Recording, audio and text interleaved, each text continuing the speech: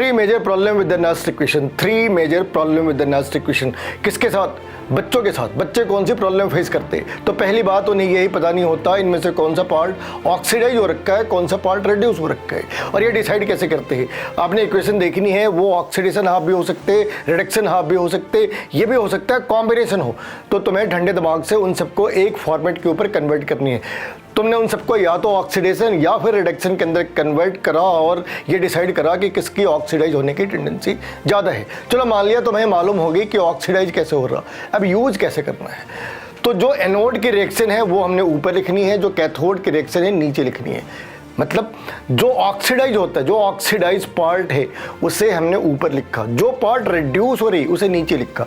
लेकिन उसके पहले उस वाली इक्वेशन में नेगेटिव का साइन होना चाहिए, वहां पे E0 माइनस होनी चाहिए। अगर E0 पॉजिटिव लिखा तो इसे उल्टा करते ही। तुम्हें 10 इक्वेशन से याद रखने की जरूरत नहीं। तुम्हें ई सेल निकालनी हो, EOP प्लस ERP करा। पटरी पे खड़े होकर फॉर्मूले नहीं बेचने। नेक्स्ट इक्वेशन के 3 फॉर्मूले, ऑक्सीडेशन निकालने के या रिडक्शन निकालने के 4 फॉर्मूले, ऐसे नहीं करना है। एक फॉर्मूला है ना, वो सॉल्व कर रहा है ना बातों को, तो सॉल्व करने देते हैं उसे। फॉर्मूले की दुकान नहीं लगानी, फॉर्मूलों को समझना है, उसे अप्लाई करना सीखना है। जो थर्ड प्रॉब्लम है वो ये कि बच्चे बैलेंस करना भूल जाते हैं। अगर उन्होंने ऑक्सीडेशन हाफ रिडक्शन हाफ निकाल भी ली तो इक्वेशन को बैलेंस करना भूल जाते। और अगर तुम उसे बैलेंस करना भूल गए तो हो सकता है कि a⁻³ की जगह तुमने सिर्फ a लिखा है।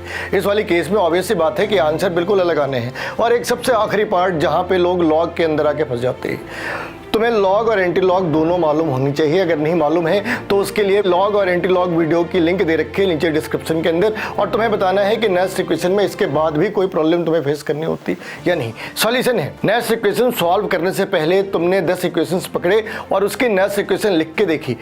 प्रॉब्लम क्या होती है कि नेक्स्ट इक्वेशन में जो डिनोमिनेटर में होना चाहिए उसे तुम न्यूमरेटर में लिखाते, ये सबसे बड़ी प्रॉब्लम है। और उसके बाद तुमने अगर उसे सॉल्व ही कर दिया तो ऑब्वियस सी बात है कि आंसर गलत आने हैं, क्योंकि तुमने इक्वेशन ही गलत ले रखा है। तो तुम्हें इक्वेशन की प्रैक्टिस करनी है।